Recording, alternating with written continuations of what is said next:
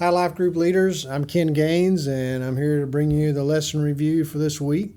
We are going to close out the quarter with Philemon, and this is a letter that Paul penned to his friend and fellow Christian.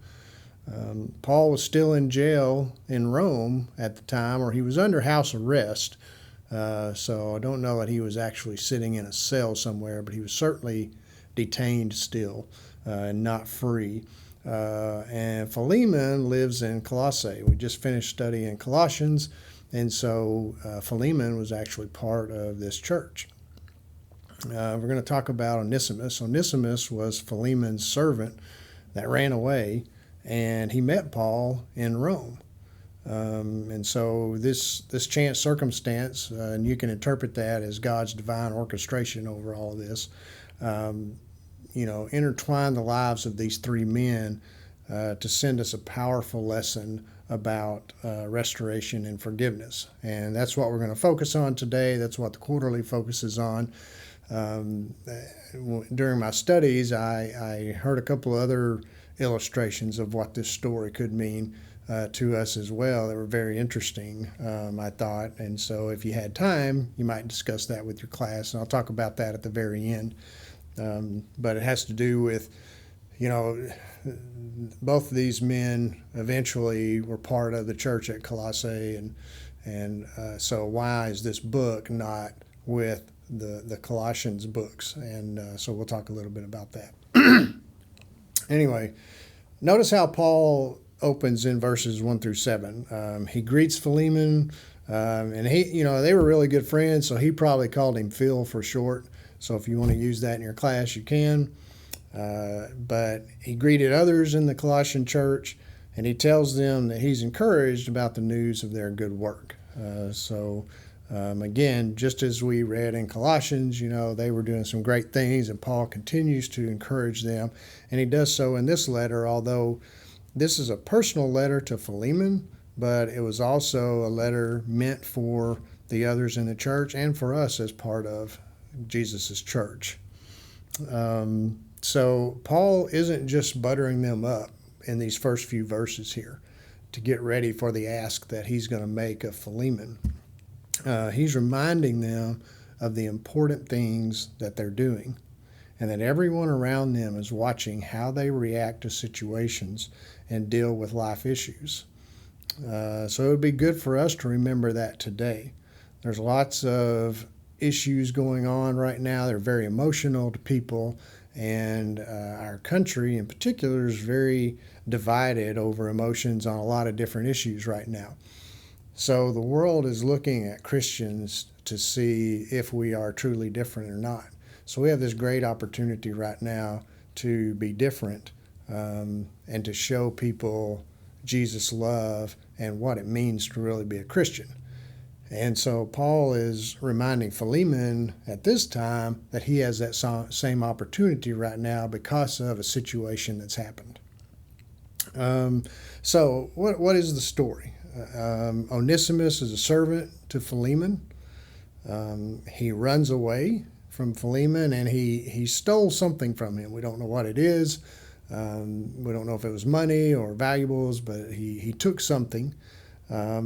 Onesimus went to Rome, and he met Paul while he was there, and he was converted to be a believer. And then he actually served Paul in Rome. And then Paul sends Onesimus back to Philemon with this letter asking him to restore him. So let's look at some of the points that you can look at. One of the points is whether it mattered that Onesimus became a believer. I think the point's clear that it was a huge deal. Paul's entire case for restoration, as a matter of fact, is built on love among believers for one another. Now, that's not to say that he would have been fine with Philemon mistreating Onesimus if Onesimus wasn't a believer, but by Onesimus becoming a believer, everything changed with the situation as far as Paul was concerned. And, in verse 11, he says that he's sending a man back to Philemon who is not the old Onesimus, who was useless to him before Paul explains, but an entirely new creature in Jesus Christ, as we all are when we're converted. So one thing you might ask your class is, would Paul have made the same plea if Onesimus was not a believer? And Paul found out that he was Philemon's servant and needed to go back to him. What kind of letter would Paul have written then? So that it's a big deal here, and I think that's what Paul's trying to get across here is a relationship between believers. Now, there's other parts of the Bible that talk about our relationship with lost folks and people that are not believers, but that's not what this letter is dealing with here. Another point is Paul's intense desire for Philemon to restore Onesimus. Why is he so concerned with this? He's making this huge plea to Philemon. It's a short letter, but it's filled with passion and emotion from Paul to a dear friend of his about this man Onesimus. In verse 10, the word appeal is used, and in the Greek, that carries a very strong emotion, stronger than that word is for us in our English language. Paul is making this, tremendous ask of Philemon to do this for him because he sincerely cares about it. So in verse 17, Paul tells Philemon that he would grant his wish if he considers Paul a friend to him. So again, huge emotions, coming out of Paul about this. In verse 18, Paul promises to repay Philemon whatever he's lost because of Onesimus running away. That would have been time, whatever Onesimus did in the household, anything that he had taken. Now, Paul was broke, okay? So, for him to say this, and Paul's not a liar. And so for him to say, look, I will repay whatever it is, Paul believed in this with everything in his being, that this was the right thing to do. So what was the reason? I think the reason for Paul's desire for restoration for Onesimus was, again, he could see the great gain that the church at Colossae was going to get. He could see the great gain that Philemon was going to get personally. But he could also see the great gain that Jesus Christ was going to get from the reconciliation of these two men and one working for the other in love instead of having to do this. And we'll talk about that a little bit in a minute. We see the fruit of this later in Colossians 4:9. That mentions Onesimus, and working in the church. And so we know that ultimately Philemon does honor Paul's wishes, and because of it, these two men are reconciled, and Jesus Christ is glorified, ultimately. Another point to talk about is divine chance, and I use that word facetiously because God's orchestrating all these events. Paul theorizes God may have even put the idea in Onesimus' head to run away so that the restoration could happen in the first place. And this is in verse 15, if you go through there. Onesimus left Philemon as a bondservant who was serving out of compulsion. But he would be coming back to serve out of love. And so Philemon would actually be in a better position before by not only having a brother working for him instead of someone else that was forced to do it, but then also being to have a fellow worker in Christ that could help him further the gospel.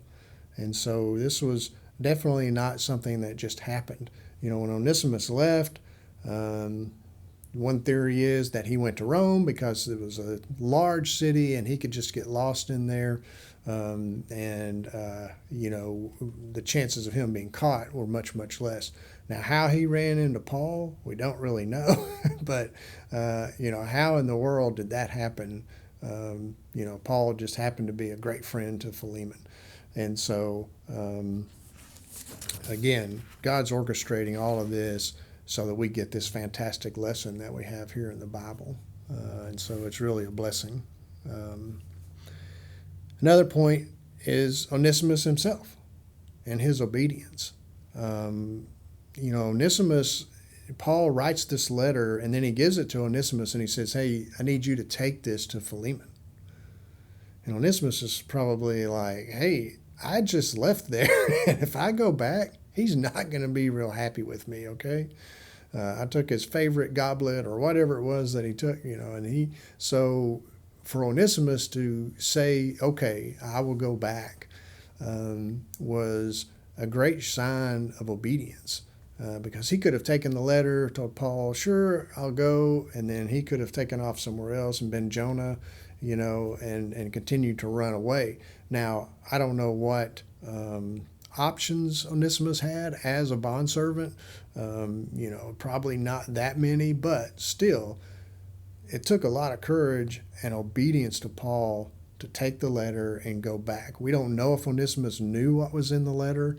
I don't know if he could read or if Paul told him what was in the letter.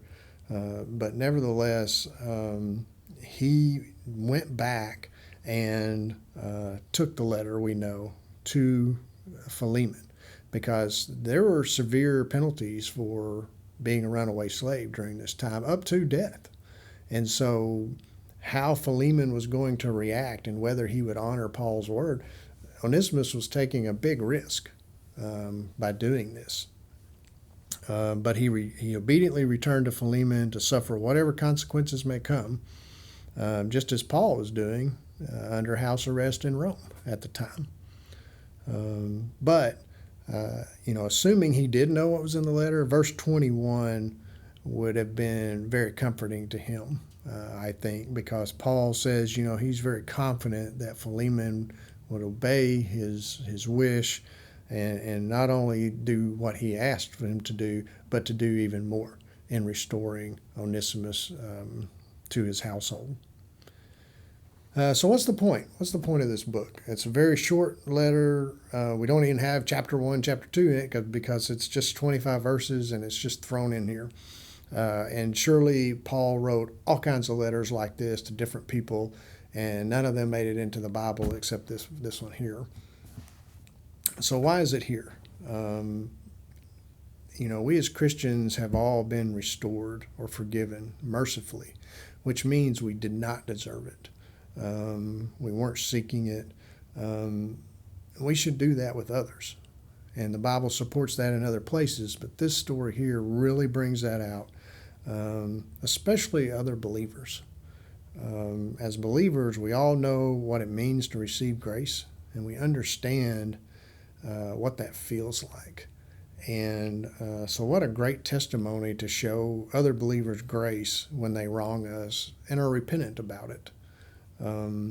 That's a primary lesson in this book of the Bible for us. It's not part of our current culture, okay?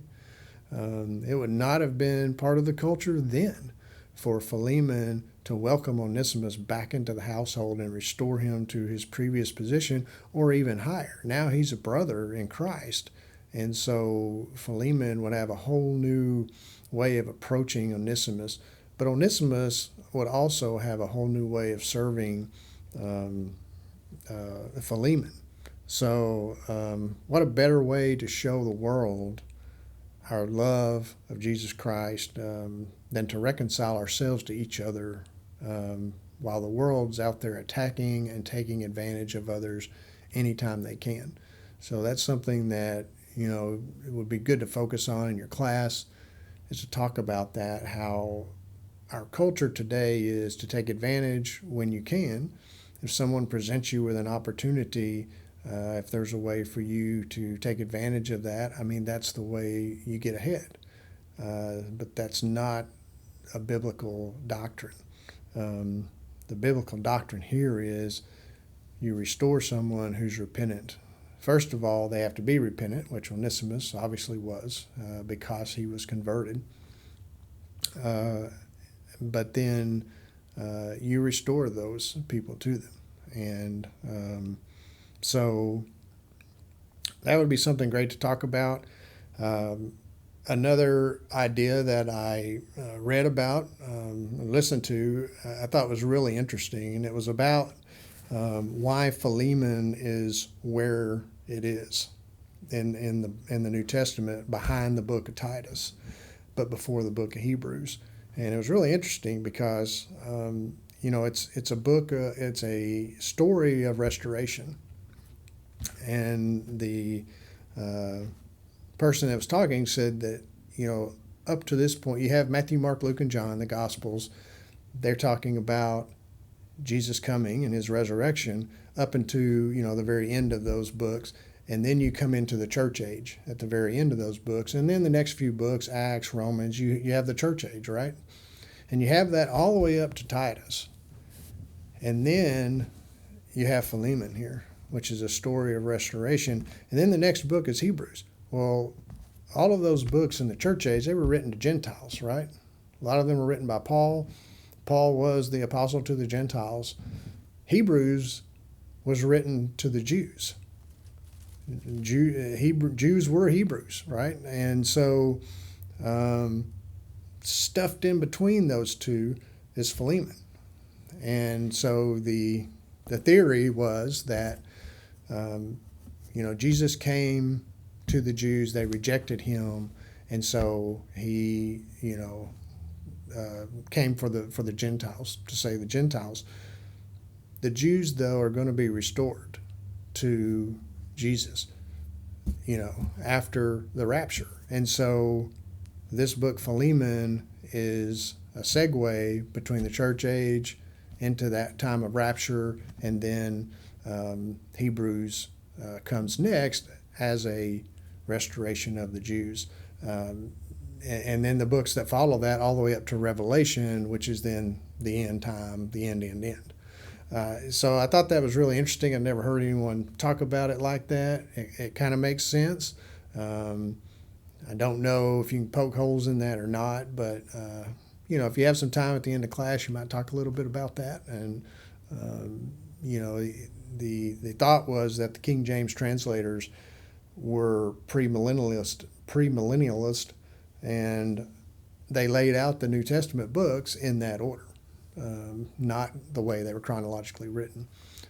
So it's very interesting ideology, but the final point to me in this book is that in the age we have today, where it's get all you can get, that's the mantra not only of the U.S. but of most of the world, it seems like. Here's a lesson where Paul says, believers need to hold each other up. We're going to have arguments. We're going to have, things that happen. The way we handle those and the way we treat each other is going to set us apart as Christians. And so hope that was helpful to you. Hope you guys have a fantastic Thanksgiving. And we've got so much to be thankful for. And not only at our church, but in our community, in our state. And so hope you guys have a great time, and hope you have a great lesson. Thanks.